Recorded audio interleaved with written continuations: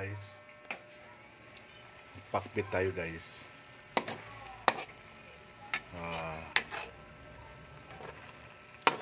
Ingredients ay bawang sibuyas at sitaw, kalabasa, okra, talong. Siyempre yung mga pampasarap, pampabango, magiging sarap. Tapos nor cubes. Yan guys. So ngayon, medyo luto na siya.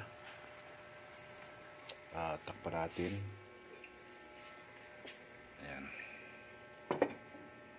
Saka konting pwede natin tanggalin ang apoy. Yan. Saka tangki. Yan lang guys.